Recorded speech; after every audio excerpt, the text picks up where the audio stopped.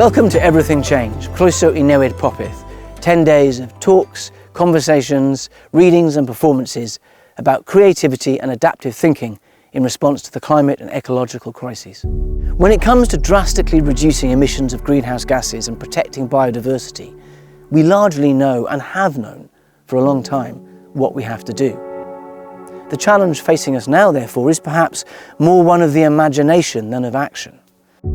How might we, as individuals, nations, as species, imagine a different way of being on this planet? How might we imagine a fairer, healthier future for ourselves, our children, and the natural world upon which we rely to survive? How might creativity across the arts, sciences, business, law, policy, activism, education help make that future feel not just vital, but possible?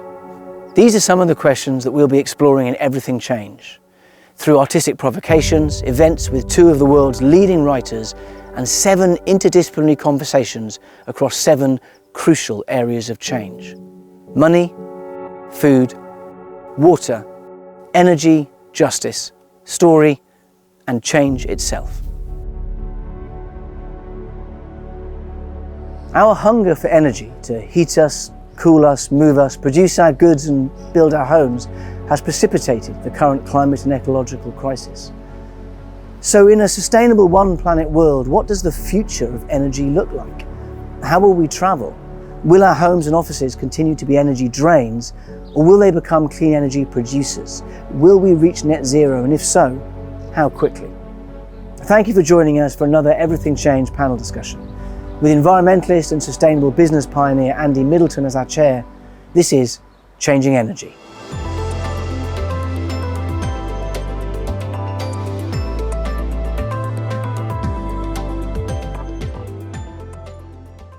Good afternoon and welcome to this, what's going to be a fascinating session as we dig into those questions mentioned earlier on just a moment ago there by Owen.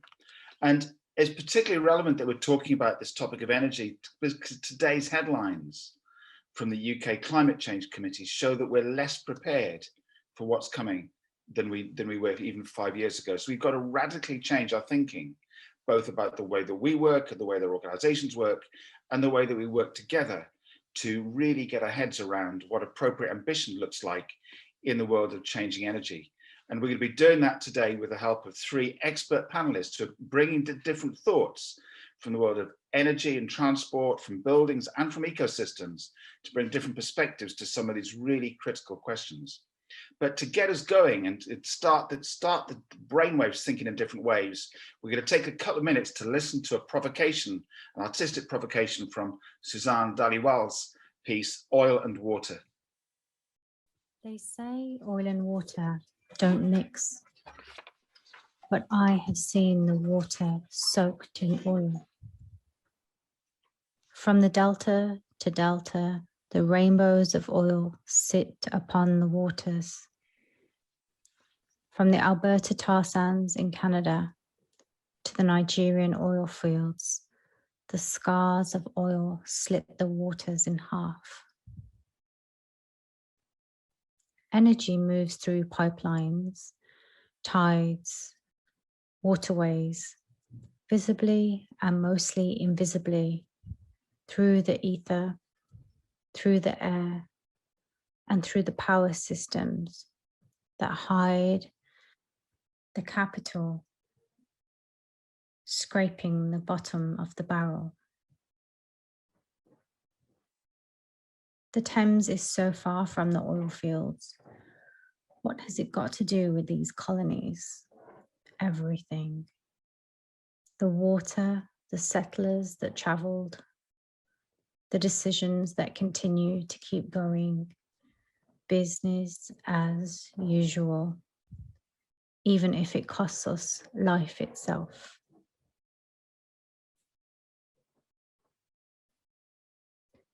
They say you can't drink money. I wonder if bankers and politicians have ever seen the vast wastelands left behind by heavy oil. When I sit at the shore, I can see the money pouring from the banks on the Thames, the London Square Mile and Wall Street?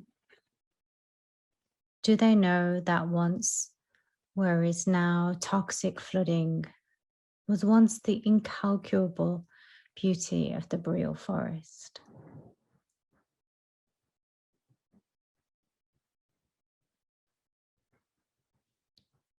If we can't see the money pipeline that makes the trees fall, does it mean it doesn't exist? They say oil and water don't mix. They really shouldn't. Not in a future where we can drink water, where the seas aren't rising and we wake up for the great transition. As the tide rises and falls, the abundance of energy calls for a new dawn. And I wonder if we will hear its call.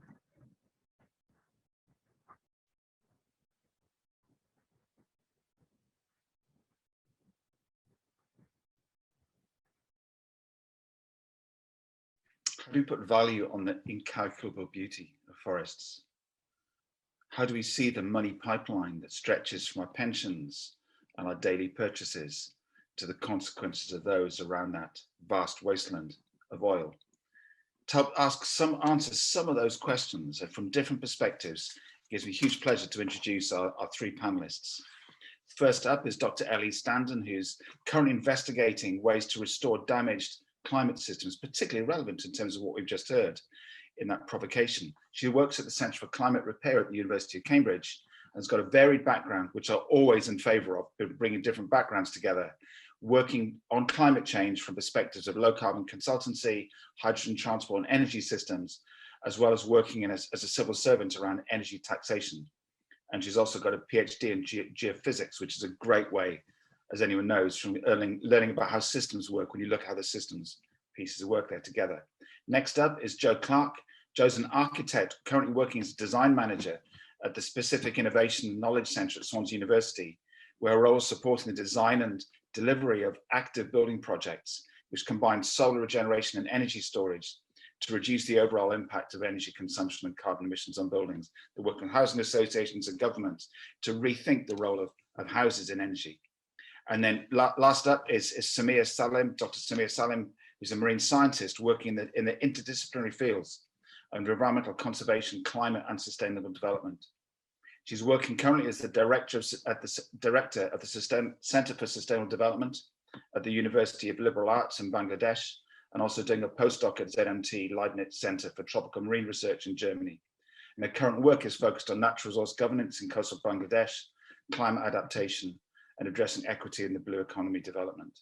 And as anyone who's read the headlines today from the Climate Change Committee will see, Wales is, although it will suffer nowhere near as much as Bangladesh in terms of climate impact, even countries that we see as being mountainous are going to be dramatically affected by this. So to take us out the blocks, each of our panelists is going to give us a sort of 3 to 5 minute summary of their current thinking, and then we're going to have a coffee house conversation between us, imagining that you're listening into this. And I really encourage you as we go through this to drop comments or questions into the chat, and we'll take as many of those as we go through. But to take us away, Ellie, give us your thoughts on how we find our way through some of those questions that were posed at the start by Owen. Over to you. Thank you, Andy. So my son is 7 years old, and he asked me the other day if it's better to be an optimist or a pessimist. Now, I'm an optimist, and I've worked on tackling climate change for over 15 years, and it's not always been easy to maintain that position. But it does finally feel like change is happening. Even the International Energy Agency, a body that was set up to ensure oil security, has called for an end to new fossil fuel investment. Lots of governments are signing up to net zero targets, lots of businesses are making commitments, and I think lots more people are engaged. So I think there's really positive signs. But I'm interested in whether we're going far enough and whether we're going fast enough. The Paris Agreement has kind of driven this focus on achieving net zero by 2050. And I do think that's possible if we focus on restoring the natural world and reducing unnecessary consumption and developing and expanding the low carbon technologies that we know about today. So one example there is renewably produced hydrogen, which can be used as a heating or transport fuel and could make a significant contribution to decarbonising our energy system. We're also going to need new ideas and policies. And one idea that I think is quite interesting to help keep the fossil fuels in the ground is to replace the existing system of capping industrial emissions with a carbon tax or a cap on fuel production, so on the production of oil, gas and coal. And that's a really simple way of ensuring that we meet the Paris Agreement and we leave the oil and gas in the ground. I mean, it's a simple idea, but we need to get politicians and businesses on board, which is the tricky bit. I'm also aware that these sessions are about creative solutions, and tax isn't really usually considered creative unless you're an accountant. So I'm an optimist. I do think we'll achieve net zero, and I think we've got a really good chance of achieving it by 2050. But I'm a cautious optimist, and I'm really worried about the levels of greenhouse gases that are in the atmosphere today. Even if we stopped emissions right now, the levels that we've got up there are still too high. I think the last time the carbon dioxide level was as high as it is today was about 3 to 4 million years ago, and the temperatures were 2 to 3 degrees higher, and sea level was 20 meters higher. And that doesn't even include the impacts of the other greenhouse gases that we're putting into the atmosphere, like methane. So there's a real risk that we're not going to limit the temperature rise to 1.5 degrees. So what do we do about this? Well, as well as really rapidly and radically cutting emissions, we need to be looking at drawing down greenhouse gases on a massive scale. And we're going to need a portfolio of approaches for that. A big one will be restoring the natural world, so that we're storing more carbon in our soils and in trees and in wetlands. Another idea is to basically suck the CO2 out of the atmosphere directly and lock it up either in geological storage or in long-lived building materials. At the Centre for Climate Repair in Cambridge, we're looking at a range of different approaches, and one interesting one is whether we can store more carbon in ocean sediments. So ocean sediments eventually form rocks and they're locked up for a long time. There's an algae, giant kelp, that grows very, very quickly. And if you could grow that in the surface layers of the deep oceans, then when it dies and sinks, it's exporting the carbon down into the ocean sediments and hopefully locking it away over long timescales. I think as well as radical emissions reductions and drawing down greenhouse gases, we also need to be looking at whether we can repair climate systems that are already broken. So we all know that Arctic warming is happening very rapidly. It's in the news a lot. The Arctic is warming 3 times faster than the rest of the planet, and it's now 3 degrees higher than its pre-industrial temperatures. And that's having a massive impact on the communities there, on the ecosystems and infrastructure. It's also a worry because it might lead us to a tipping point which accelerates the melting of the Greenland ice sheet. And if that melts, we're looking at 7 meters of sea level rise and over 1 billion people whose homes will be below the high tide level. So my question is, are there any sensible interventions that we can look at to try and limit the warming in the Arctic? One idea is marine cloud brightening, where basically you suck up the seawater and you spray it in a very fine spray into existing cloud cover, and you use it to locally cool a region. It's been trialled to help protect the Great Barrier Reef off the coast of Australia as well. But there are techniques like that that might help us to locally cool areas and avoid some of these tipping points and avoid some of these catastrophic events. So I'm an optimist, though. I do think with courage and vision, we'll get there. We'll achieve net zero, and we'll restore and repair all of the Earth's vital systems, from the land to the oceans and ecosystems and atmospheres. And I've also got to make sure it happens so that my son knows that it's a good thing to be an optimist. Great, thank you so much. And I think one of the things that gives me great hope, Ellie, was some lovely research published by Ella's Kitchen, B Corp, last year, showing that 67% of business leaders who had children had to change their sustainability policies at work as a consequence of conversations around the dinner table. Yeah. And it's young kids, as any parent knows, are trained to change parents' behaviour. So there's a good piece there. But think about solutions and really practical things that are happening on the ground. Specific has been cutting a brave trail in this space for a long time. Jo, tell us more about your thinking about what's the future of buildings in this mix as we make our headway going forwards. Yeah, so it's I guess my focus is a lot more narrow than Ellie's, because it is very much focused on the built environment.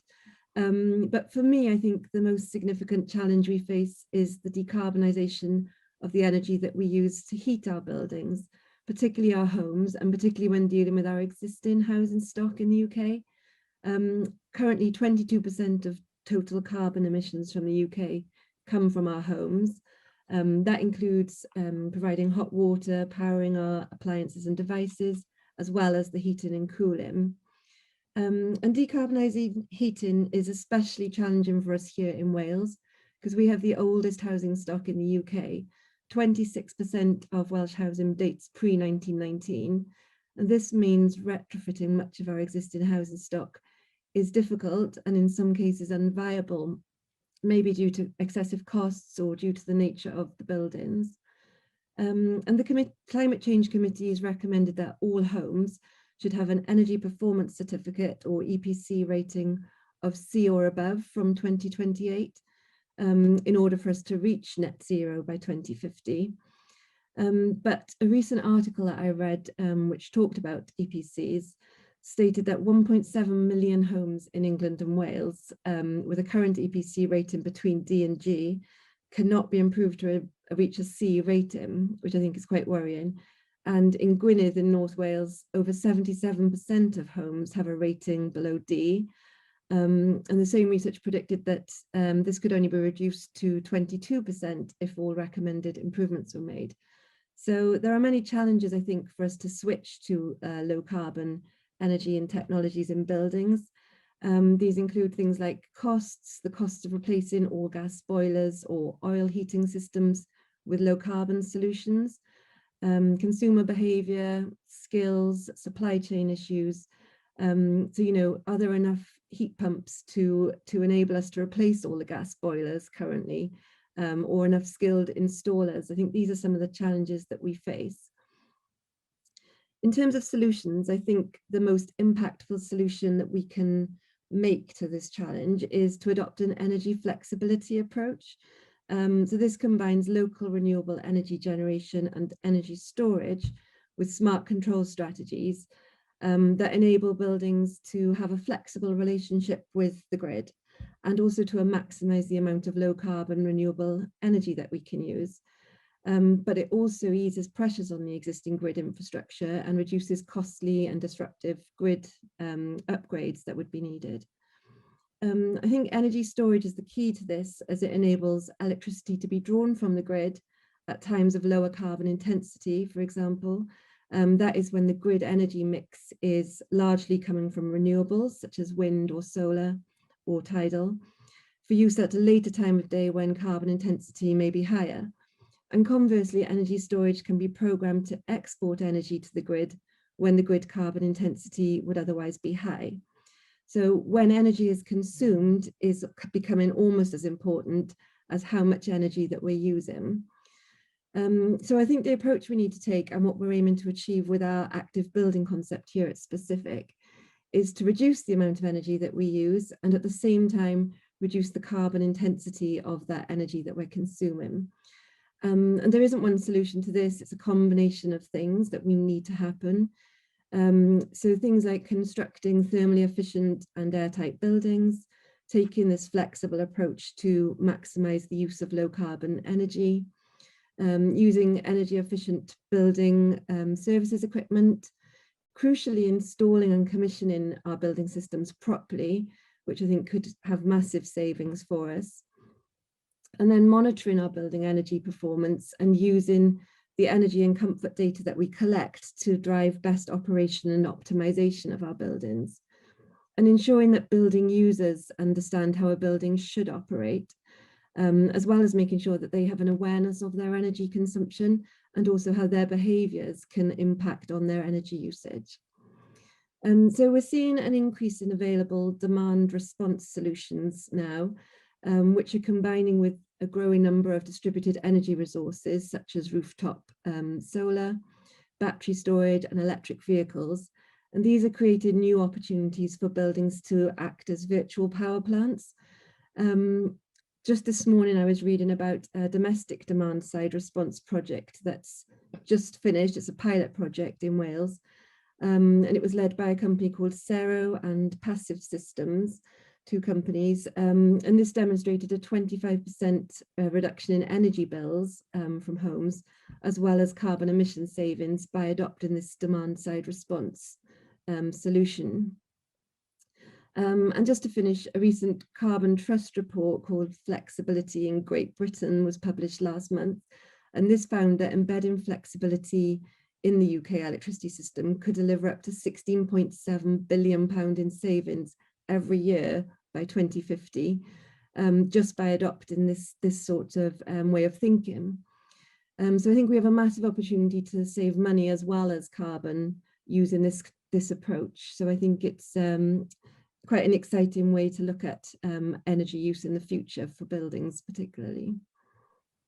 Great, thanks very much indeed for that, Jo. And your words, I think, very much echo the phrase that you used earlier on about how do we get our responses to be radical and rapid enough to deal with that coming forwards. And countries like yours in the space that you're working in, Samia, kind of are more vulnerable than many around this. I mean, what are your thoughts on the shifts that are needed, particularly from that ecosystem approach that complement what we're doing in structures and kind of energy systems?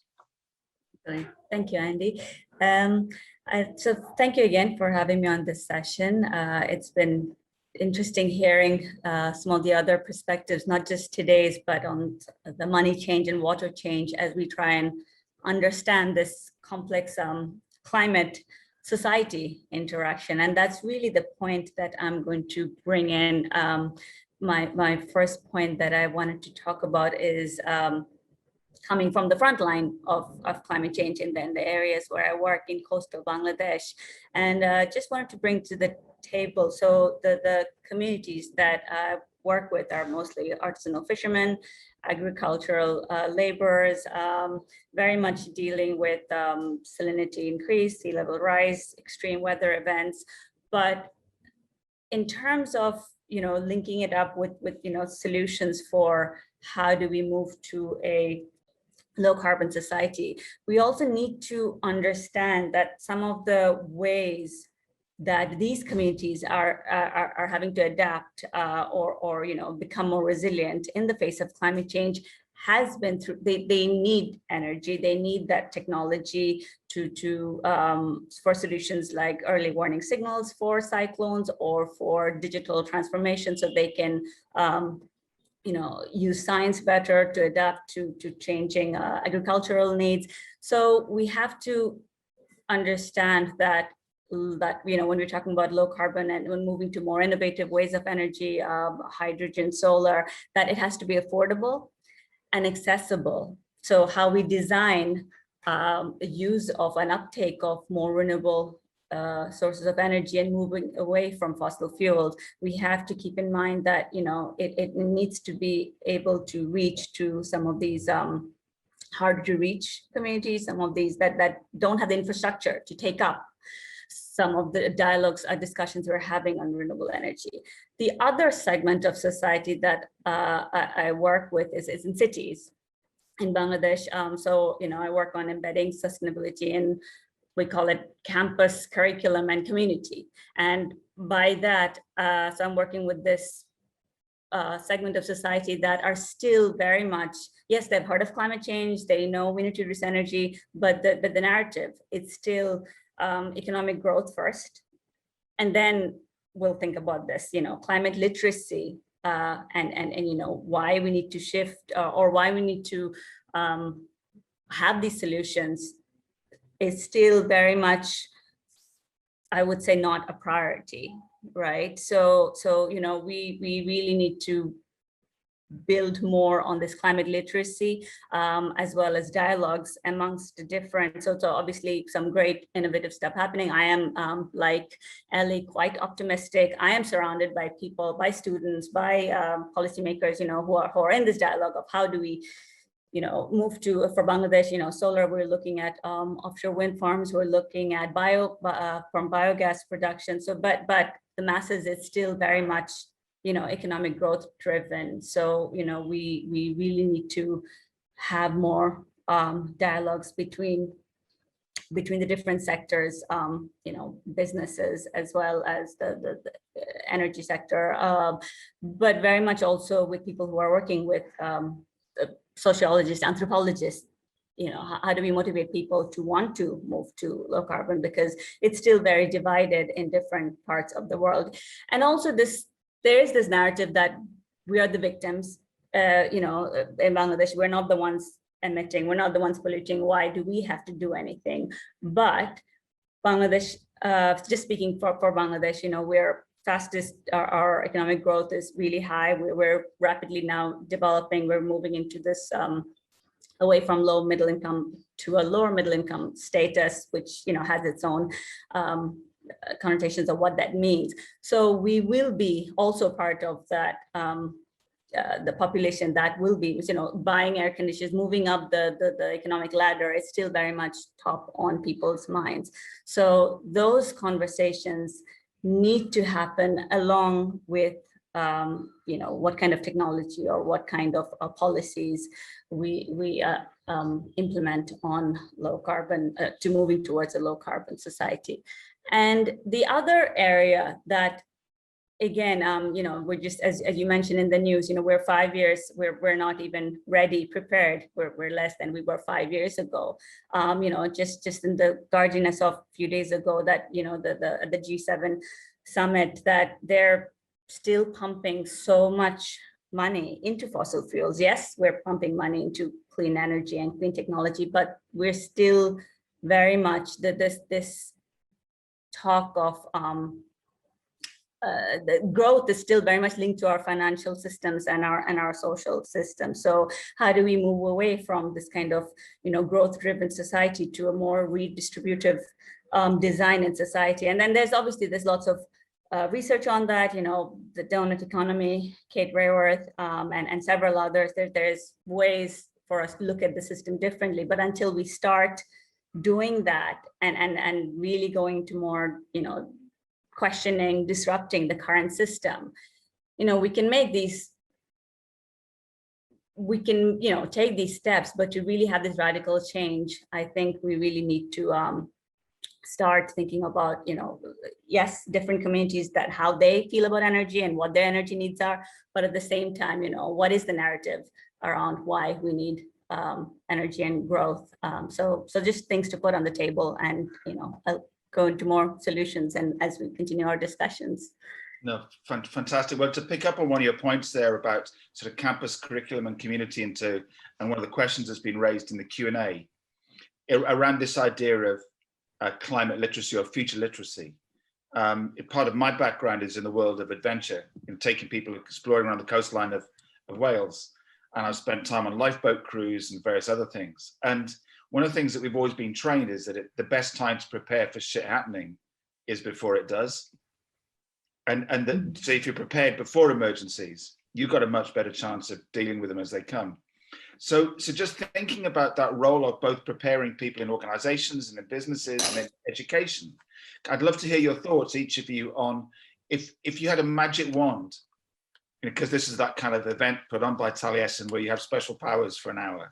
If you had a magic wand and said, these are the skills and these are the kind of qualities of literacy I'd love people to have, and just pick one of those areas around business leaders or governments or future generations So what are the kind of things that they would really be getting their heads around in terms of that, you know, from your own discipline or others as we go through? So Ellie, magic wand in terms of future literacy, what are the things that you'd really love people to take into their hearts and their heads about their skills and knowledge about the shape of the future? Really good question. I think it's the kind of can-do attitude. That's probably not even a skill or knowledge though, so it doesn't quite answer your question.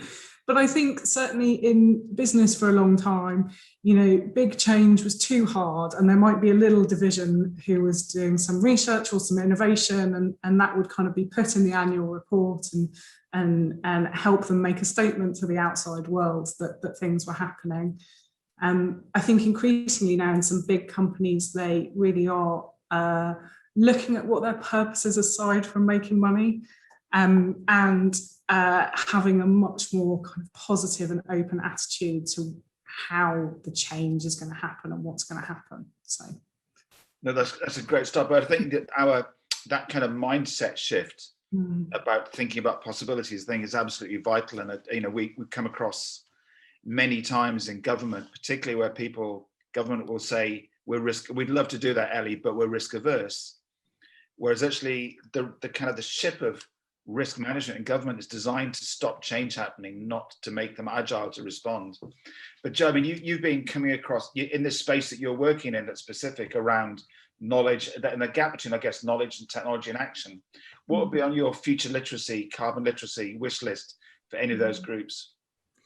Yes, a good question. I think sticking with the construction theme, the construction industry is particularly slow to change and difficult to change. And I think, you know, this can't be something we can't really necessarily rely on government to make all the changes, because it's quite slow to make, changes, and then the government, when the government changes, they're not necessarily empowered to see strategies through. We saw this with the zero carbon homes that were, you know, we were going to have all zero carbon homes by 2016, and that was scrapped in 2015 because it was just deemed too difficult to achieve. The technology is there now. I think people just there needs to be that willingness to change, as Ellie said. And I think we're seeing now, you know, local governments, a lot of them have declared a climate emergency and said, you know, we're going to meet net zero by 2030 or 2040. So they're setting higher targets. So they'll kind of lead the way. But I do think people are still maybe need to be a bit more aware of their energy use. And that's one of the things we're trying to do, because I think people are a little bit disconnected from the energy that they use. Even with smart meters in homes, people just, you know, maybe they stop looking at them after a while, or maybe, you know, unless you're particularly interested. I don't think, you know, I see it with people I know, friends and family, they just not really that connected to their energy. So I think we really need to improve energy literacy, and not just the sort of direct energy that we use, but think more about the things that we consume, you know, the food that we buy, the waste we generate, you know, all of the things that, you know, the travel, everything, it affects all areas of our lives. So I think it's just trying to get people more aware of their energy, and for them to see the relation of their energy to climate change and to things like biodiversity. You know, there just needs to be maybe a better understanding of how it all connects to the bigger picture, I think. Okay, no, great, thank you. Samia, future literacy, but you know, both from those kind of artisanal, you know, populations, but as well as your kind of the cities you're working with. What are your thoughts on the literacy you'd love to see being developed first? I would start literally at the primary school level. I mean, what we have seen, I mean, things that have been given us hope has been young people, Fridays for Future, climate strikes, and it is the young people. And I think it was on one of the comments where a parent wrote that, you know, when their son is saying it's our young people calling us out.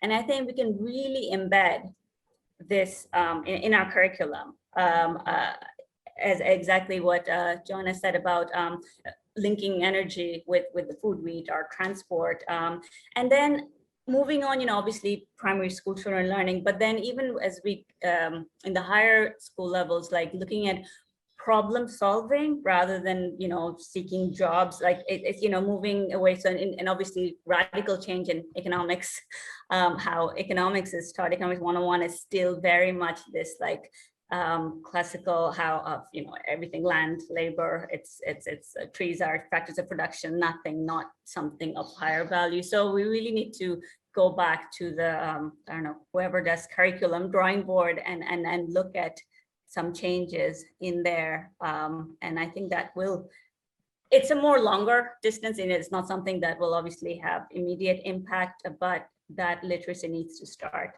at a very young age. So we need to, I think, we look at our educational materials and curriculum. Great, no, thank you. And I want to come back to one of the points that you made a second ago, Ellie, about that kind of mindset piece. And one of the great examples, and I'll put a link to the chat in a minute, there's a project out of Barry in South Wales called Big Box Boyd, which is a big food box.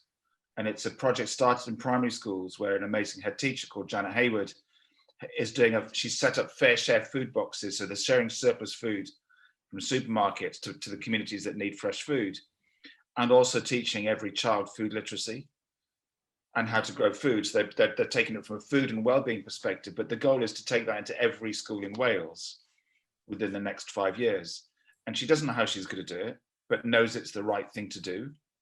And I just love to hear from you about that piece, about in this space between radical ambition and government kind of going, we'd love to do it, but we can't, etc.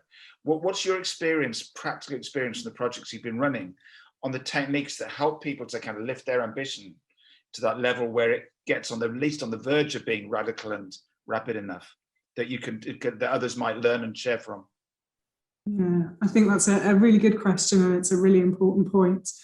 I think there's a huge number of startups and B Corps doing really, really interesting things. So I guess partly I think if you've got an idea, somebody's probably already partly doing it in their area, get in touch with them and talk to them. I think, most projects fail because you don't have the information that you need at the right time, and there's always going to be somebody in the world. And we're so amazingly interconnected now. We can have these fabulous conferences and discussions with people in Bangladesh, and it's really, really simple and straightforward. So, get out there, find other people who are doing similar things and talk to them. It's usually the practical things that I think make these things fail, and there's lots of practical experience out there. There's some really interesting work done as well by the charity Global Action Plan, and led by a colleague, and they looked at this thing around the values perception gap, and is that the people perceive that not many others think like them, whereas actually, and around compassion particularly, the reality is that, like, if there's 10 people around the table, 8 of them would be compassionate about humanity, but the perception is that only one other person would be, and that stops people talking. So I think that advice just to get out there and talk to people is such an important piece. Joe, your experience on how you've been, Specific has been working for a decade maybe or more about how to pioneer in that space. What's your experience to share on how to help people hold that ambition at an appropriate level? I think it's like Ellie said, it's showing, seeing is believing. So I think it's showing people the way. I mean, that's one of the reasons we've sort of built the demonstrator buildings that you can see behind me, because they are actually demonstrating what we're talking about here. So they are looking at, how we can interact with the grid. So we're using solar generation, batteries, and this connection to the grid, as well as electric vehicles, which of course are really playing a big part as well in things. But I think it is showing people and sharing knowledge transfer between different groups. Only yesterday I was attended a seminar where a main contractor was talking about their route to net zero, and they are actually operating building sites now completely net zero. They've got rid of all their diesel generators. So it's great to see, as Ellie said, there's a lot going on out there. So, and there is a lot happening that, you might not realize.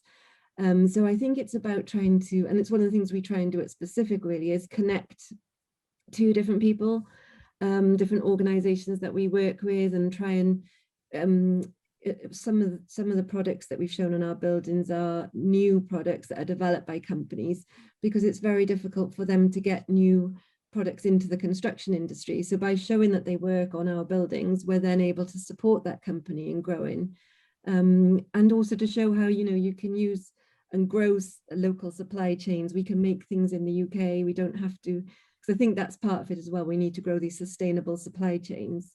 You know, there's a shortage of all sorts of different building materials at the moment, and I think the more self-sustaining we are, probably the better, and that helps everything. And I think it also leads into the whole skills conversation, because, you know, there aren't enough skilled installers to install things like heat pumps that we're talking about, or, you know, hydrogen that Ellie mentioned. So I think we need to bring everybody along on the journey with us. And, you know, that's one of the things we try and do, as Samiya said, starting with children at a very young age. And that's all we can do, I think, is keep talking to each other, keep connecting, and keep seeing what else is going on out there.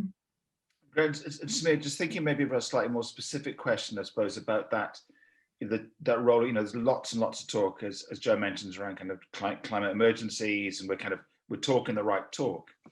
But imagining that we'd somehow managed to reach that fabled ground of kind of net zero in a few generations' time. Looking back from that point, what do you think will be the 2 or 3 steps that are going to be most vital that we've taken to really shift into that space of radical ambition delivered, you know, particularly in Bangladesh?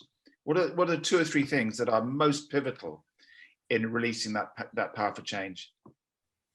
Oh, that's a great question. That, you know, you think of a beautiful, you know, we're being at that place where we have reached that, and how did we get there? I would say, and I'm hopeful, we are seeing, you know, these tweaks of change, and those changes are when we are being disruptive in the system, and we're questioning. And I think, and that's picking a momentum, is because of this global connection, and being able to listen and see what others are doing across the world as well. That's helping generate that energy to keep going. So I think, just picking up again on what Joanna and Ellie said, that we need to continue the momentum, keep on listening, and just keep on. I think if we just keep that momentum going, and not let it fizzle out, our leaders will have to listen and they have to be part of that change. There's, you know, individual action is great, all doing our part is great, we can all be heroes, eco champions, but end of the day, we are all part of this larger system as well, and government and leaders and policies have a strong role in making the change happen, but we are the ones who have to keep on pushing it. So I think really actively listening and following examples. I'm going to pick up one thing on what I think it was Ellie said about, you know, people link up, we need more skills and jobs training in renewable energy. I mean, at the moment I'm doing this project on vocational training, moving from, you know, technician, electrician, technicians, and what skills they need to you know, look at electric vehicles, and keeping that going, that, you know, don't say, oh, there's no jobs, or, you know, we can't get there, we can't have development if we don't, you know, go down this growth, and keeping those conversations going and pointing out solutions such as these, that yes, let's do skills training in renewable energy, and, you know, and going local, building the capacity within, but actively listening and participating in all the global different collectives and actions going. And I'm hopeful that's the only way we can, you know, eventually reach that momentum where we do have a systems change globally. And it seems to me that there's a balance between sort of information or data and stories in bringing that alive, because one without the other doesn't create meaning. Absolutely. And I'd just be really interested to hear, Ellie, from your work so far, you know, what's been your experience about the best use of those to try and engage both head and heart in getting people to step up? So I think, you know, they're both equally important, but I think it's really, it's kind of the heart that you've got to get first, because otherwise the information, you know, doesn't land, it doesn't mean anything. So. And to come back to you, Samiya, to finish your point.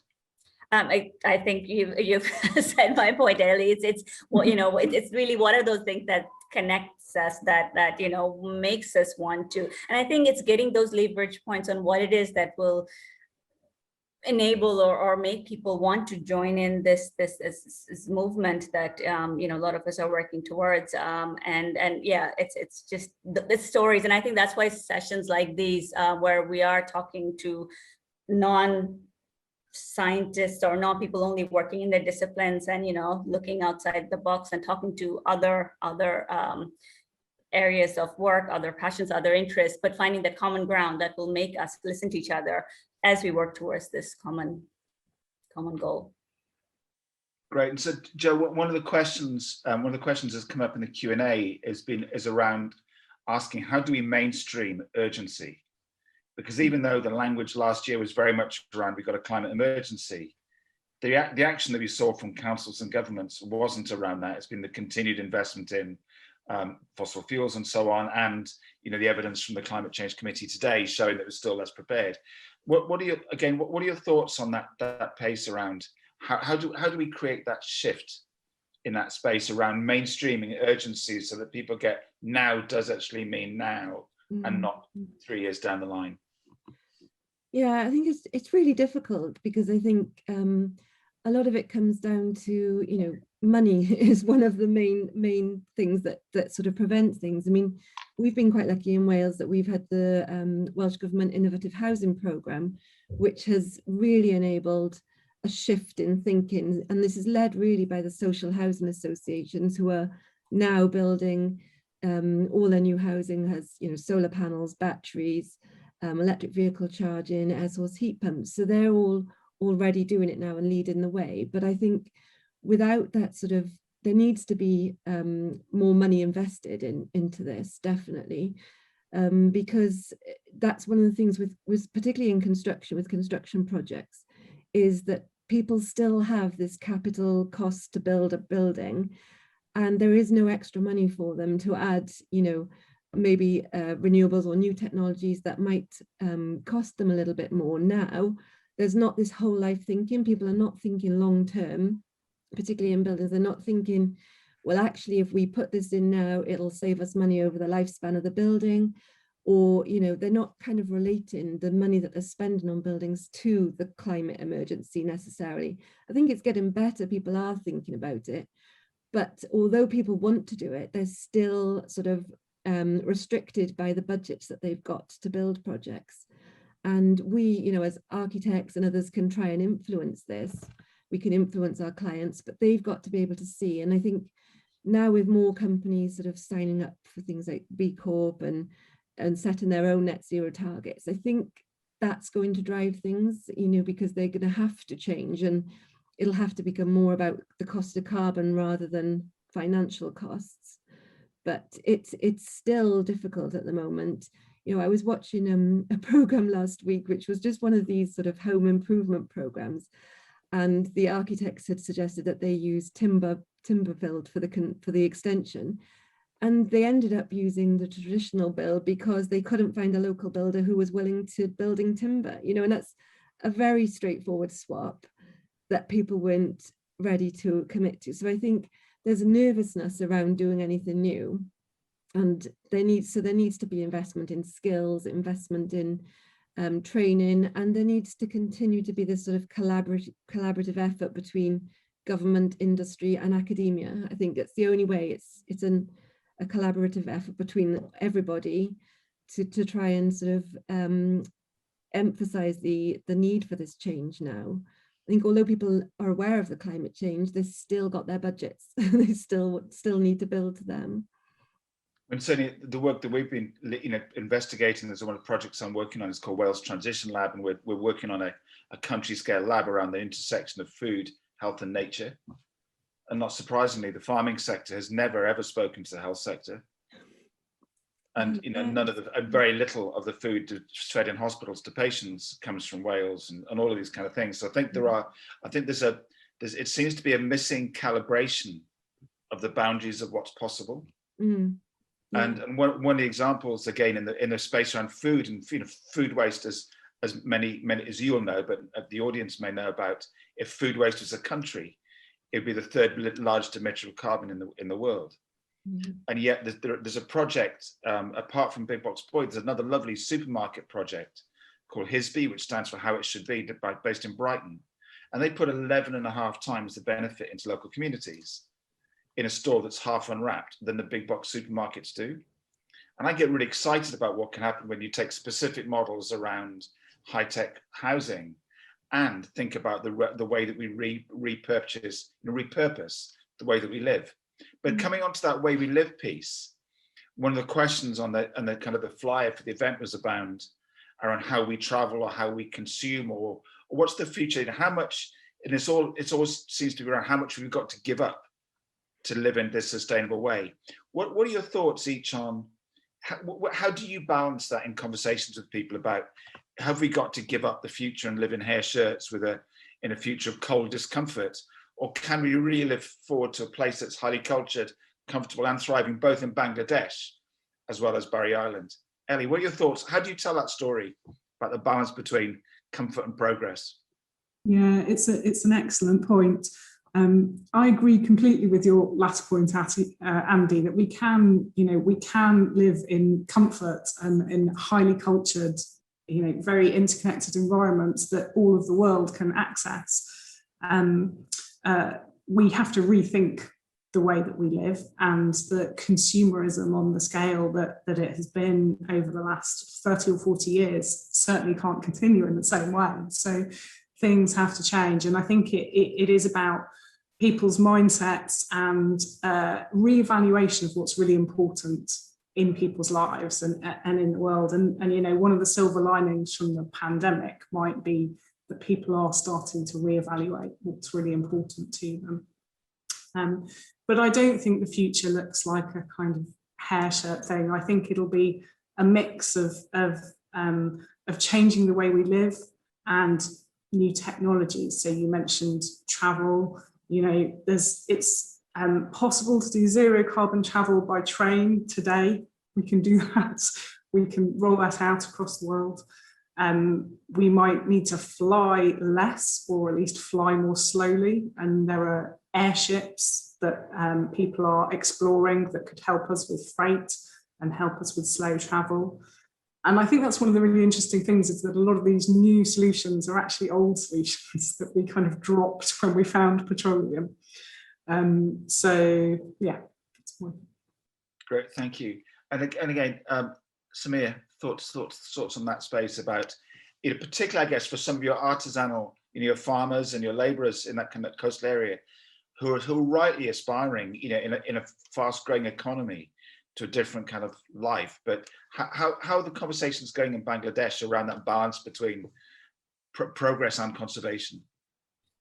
And it's been interesting because, again, we don't have the full science behind it, but it's only COVID this last year it's been mostly in these urban areas. It's been in Dhaka. It's only this new variant right now that it's actually going to rural areas. So the communities that I work with, they have not been, their immediate lives, other than not being able to sell their produce, or like their livelihoods have been affected. But they never flew, they never traveled. They were they lived in this quite I would say sustainable communities in a way, not romanticizing poverty or anything, but the fact that as much as disrupted our lives with not being able to fly, not being able to travel globally, they have not been impacted that way in terms of their immediate lives.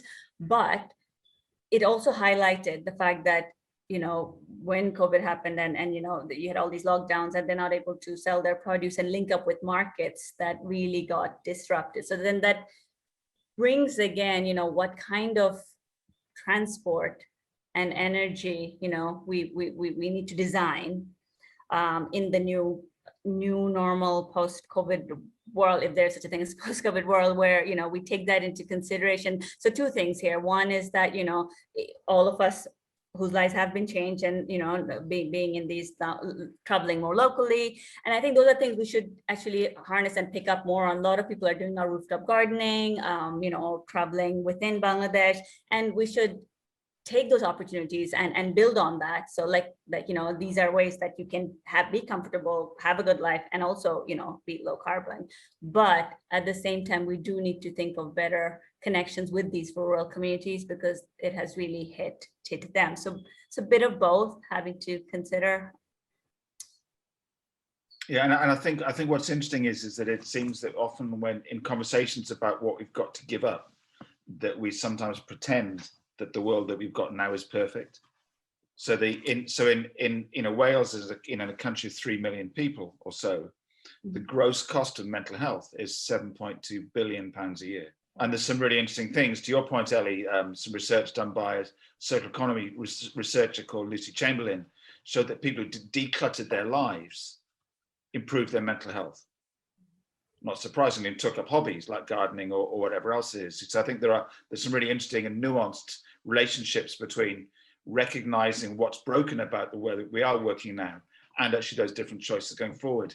But on a slightly more technical note, before I want to end in a couple of minutes with coming back to you in terms of the last use of your magic wand for the hour about the things that you'd really like people to take away as possible actions. But there's a specific one, Joe, I'd like to bring to you. Someone asking in the Q&A, and where do individual householders in Wales go to find information on practical and cost-effective ways to upgrade their own housing? And I think this is particularly in light of things like the Gwynedd figures that you mentioned about how old our housing stock is and how tricky that is. So, and the comment saying, I'm sold on the concept, but stuck on the how-to. I say this as someone who committed to a new oil tank purchase today, because there's no other practical fuel where I live. And so this will take me to 2035 with the new boiler that I installed last year. So this is a really tricky space for homeowners who really do want to do the right thing. But how do we navigate that difficult space where the housing stock has to go through radical changes to make that future? So first of all, where do people go for advice, if there's any way you can suggest? People are welcome to get in touch with us here at Specific, because there's so many different organisations we work with. We should be able to point you in the right direction. So we're more than happy to get in touch with us, and we can try and help.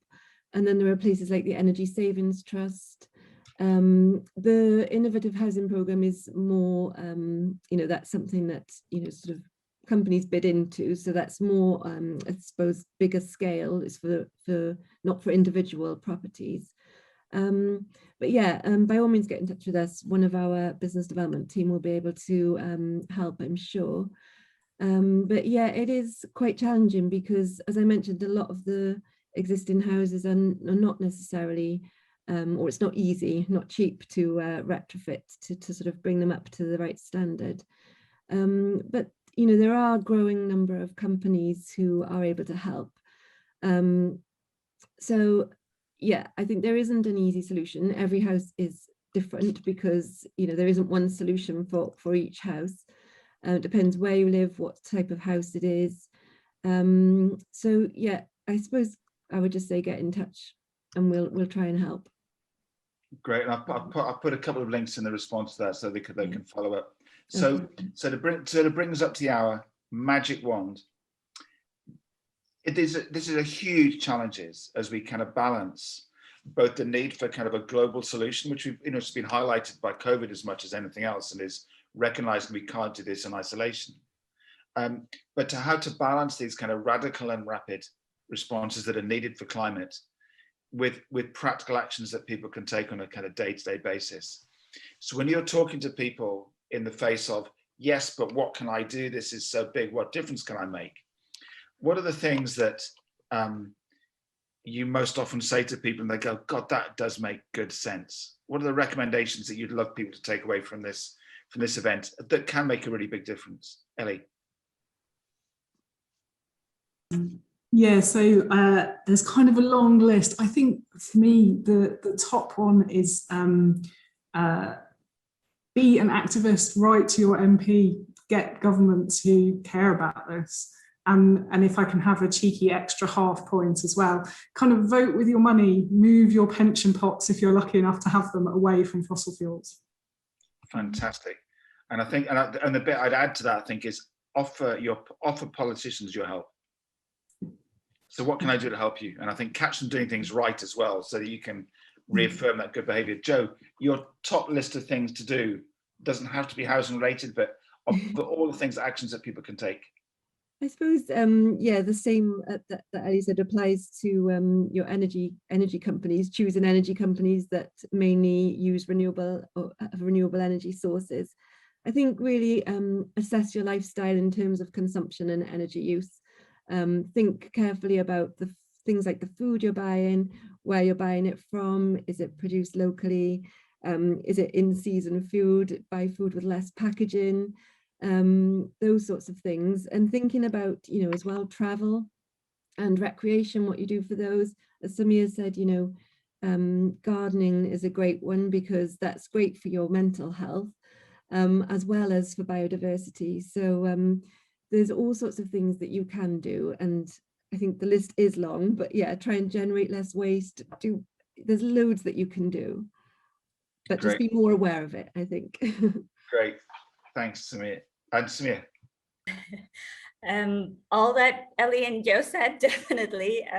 You know, voting, getting your the leaders listening to us, everyday action, and I guess I would add to really try and connect the you know, it kind of goes with this whole theme of linking your food use, consumption use, energy use, and see that they're all connecting, that they all add up and add to this our footprint on this earth, and how can we tread lighter to solve this the crisis, climate crisis we're in. And I would just add one more thing, to really listen in to others who are not able to do. We try to, you know, we go with people, we surround ourselves with people who are also on the same, doing what we're doing, but to try and understand why they're not able to, and you know, help them, that peer-to-peer, not just with your, you know, friends, but others, because, you know, we are part of that collective. And then individual action, we're great, lead by action, vote, but also try and, you know, problem solve some of the barriers others are facing, and see what you can do to help them to also have a lower footprint. And I think that's so important, just to recognize that, you know, most people do care. Just because they don't act doesn't necessarily mean to say that they can't. You know, the average 2/3 of people, sorry, a third of people have got less than £600 saved in total. Right. Exactly. So doing big energy projects isn't good. And I think if I was as chair, had a privilege to add one to the list, it would be to be a collector of good stories about the things that work. And I think because when people say it can't be done, it's really helpful to be able to go, yeah, I used to think that, but here's a great example of when it did. And I think that helps people to build hope, that builds that kind of sense of can do, rather than it's too late, or we'll never do that. And I think the stories that you've shared have been lovely examples, both about that kind of the on the edge of vision piece around cloud seeding and so on, about the relationship between cities and artisanal, you know, livelihoods on the coastal plains of Bangladesh, as well as to the, you know, to the incredible work being done at Specific about, you know, the new builds and the retrofits that can be done to create that different future. So I would certainly advocate that our audience, you know, follows you on social media, tracks the work that you're doing for more stories on that. On behalf of Taliesin and the audience, to the three of you, diolch yn fawr iawn. Thank you so much for sharing your stories, and I hope that our paths meet again, and that our grandchildren get to look back at what we did and say thank you for being good ancestors. Diolch yn fawr iawn.